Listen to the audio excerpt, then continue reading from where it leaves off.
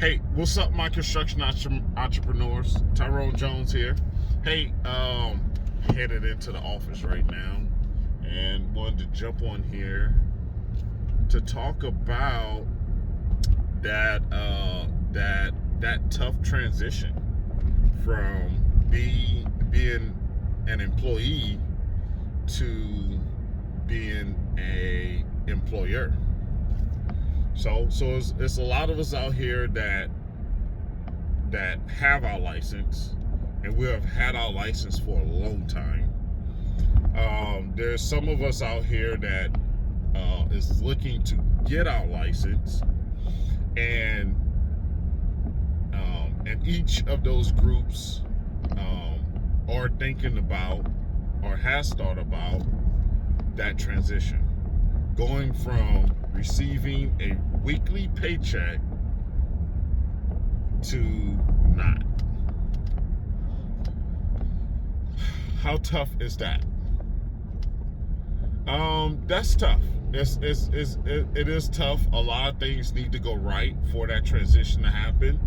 But I tell you, these are some of the qualities that you need to have to allow for a smooth transition from one position to another. One of the things that needs to happen is you must learn how to estimate.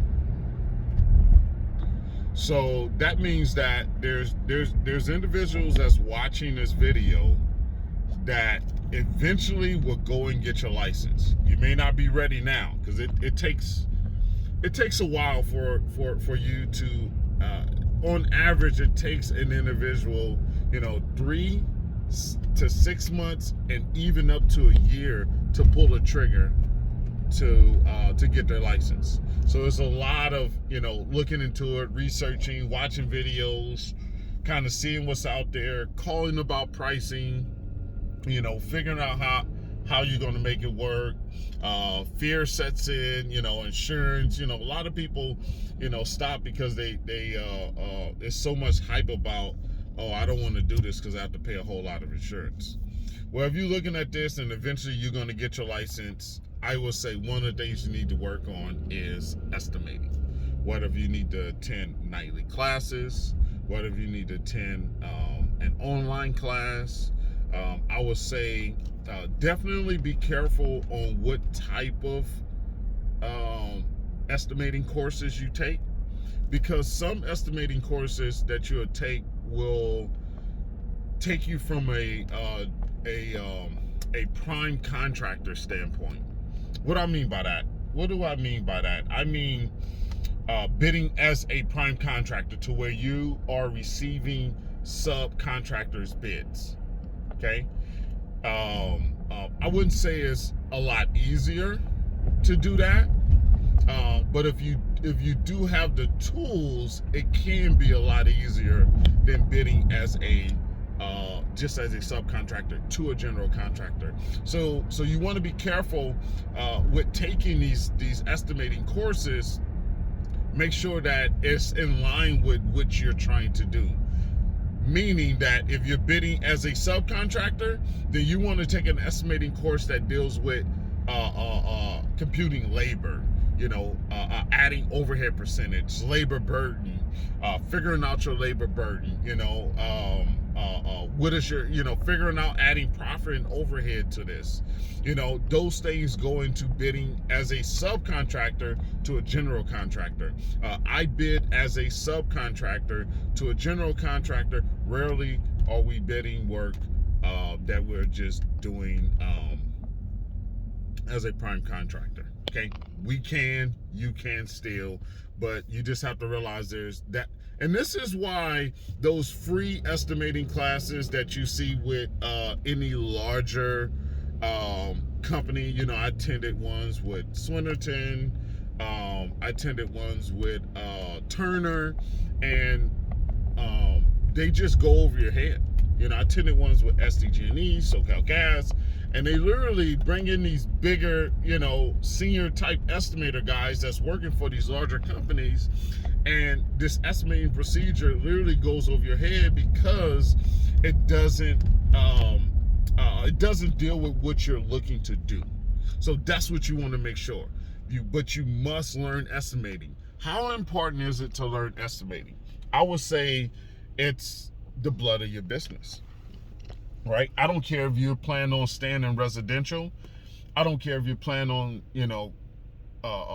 being in commercial, public works, estimating is at the forefront. If you can estimate and do the work, you can hire someone for everything else. Now, you can also hire someone to estimate, but hiring someone to estimate in the beginning onset of setting up your company is a very money draining activity, because that person may not land anything. That person may not get awarded with a job. Someone needs to figure out what your wages are. So you need to have all that in place, and your estimating procedure in place before you bring on an estimator. And there's certain qualities that you need to be aware of when you're getting ready to hire an estimator. And you'll learn that if you have the ability and the qualities to estimate, then you'll know those things. It's very important, because if you know how to estimate, you can go and get a job. You literally can have a one-man shop to where you estimate, have 5 to 10 employees in the field working, have another 3 people in the office working with you, and you estimate, and you can run a $10 million business, if not more, easily, just by you solely estimating in the office. Now, mind you, that means that you need to only be estimating in that office. You can't be dabbling in, accounts and all this other stuff that goes on with the construction business. You have to put processes in place. And that's why it's very important for people to gain the estimating techniques early on in their career, as they move up. If you're with a union type company, then it's very hard to move up into these different areas. But if you're given the opportunity in a union shop, non-union shop, and you're given the opportunity to move up, and you know that you will open up a company later on, you need to take that position. If it is a good position, you think you can learn, you need to really consider on taking that position. Why? Because that puts you in a better place to learn the admin part of the construction business. That's how I learned. I was fortunate enough to get with a company to where I learned in the field doing concrete work, and then I was having my kid and I wanted to make more money, and I started applying with other companies, which was good. And as I went with these other companies, I got better opportunities with becoming a supervisor, superintendent, project manager, up to a general manager / vice president, of running the actual company. But I put in the work. I showed the ability that, hey, I'm willing to learn. And mind you, I didn't know any of that stuff. I just literally went to the library during that time, because we couldn't search the internet during the time when I came up, because it cost you to be on your phone. You use minutes back then, right? For you guys that are my age, back in the day when you went on it online, you used up your minutes. I think I had Singular during that time, and I had rollover minutes, right? So I was trying to create as much rollover minutes as I can. So I'll go to a library and do my research. Nowadays, you can do a lot of research online. A lot of things are not free. It takes a little bit more time to research what you need to learn online, but you can do it. But it's a shorter and faster way is to find the right program, pay for it, and take that program, and take several programs up until you gain this knowledge, that trade, or that skill level, to where you can confidently bid on jobs And then after that, I would even test the waters by offering to bid on jobs with companies that you don't work for. Find companies that you may know out in the field, out and about, and let them know, hey, I know how to estimate. I can estimate some projects for you. I can do it for half the cost, part time, whatever it is, free. First one, percentage if I land it. And that gives you the ability to start learning how to estimate different types of projects on real life scenarios. Because just learning how to estimate in a class or on a course is great. You learn these techniques, but you need to apply that, and you need to gain the experience to have the confidence to actually call yourself an estimator. There's so many different jobs that you can face in so many different trades that some of them can stump you. Architects, engineers, they all draw things or want to build things differently, right? So sometimes you're like there was this one project I bidded on to where I forget the size of the building, but it was a school. And it was pretty large school. I was bidding on the foundation. One, it had lightweight concrete on the second deck. It had lightweight concrete on the roof as well. And the foundation on the first floor, it wasn't a simple foundation. It had different curb heights off of the footings. So you had column pad footings, then you had footings, and on top of those footings there were curbs. Well, on top those curbs were varied in height, width, in different angles. There was one curb where bathroom was on one side, so it was a depression down in the stem wall, right? In the stem wall or the curb, whatever you want to call it. One side was down, and the other side met the finished floor of the rest of the building. And they had curbs in different areas. They had slabs. So it was, figuring that all out and seeing that if you're not used to bidding on work like that can definitely slow you up. Now, you don't see it all the time, those type of projects, but you need to get some real life experience. So go for it. Learn how to estimate so you can actually, when it's time for you to go and build that company, you're ready to move forward. You're ready to go. You're ready to put in that time and go get that work.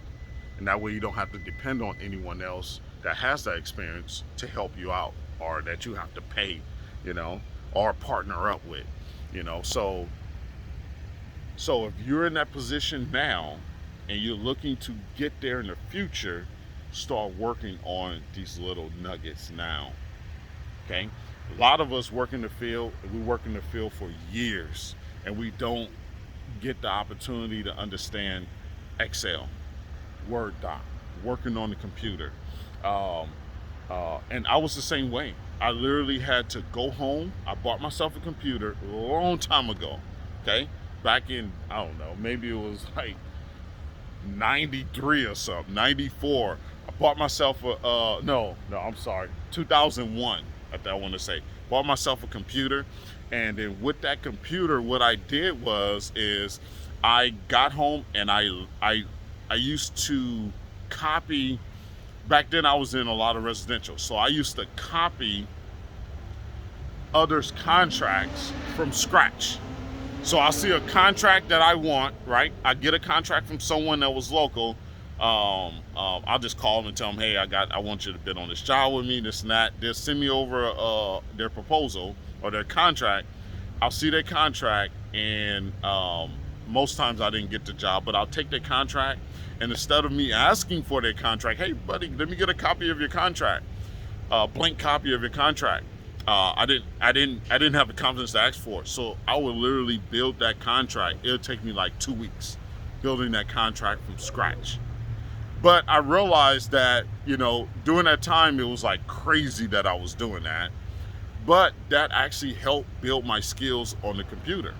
I didn't take any classes, so those things that I was doing, I was building it on Word docs, on Excel, and then I wanted to learn how to estimate, so I was presented the opportunity to learn different estimating programs over my years because of the positions I was in. So I was learning ACSS, estimating system, Clear, I can't remember all of them, but I've done a lot of them. That's why I was able to build my own estimating system, because I took a little bit from each of them and made it into one to where it was actually simple. So, hey, I'm gonna leave you with that, my construction entrepreneurs. Go get your license, learn how to estimate, and go build something great. And I'm gonna tell you this: hustle hard, then hustle harder. Catch you on the next one.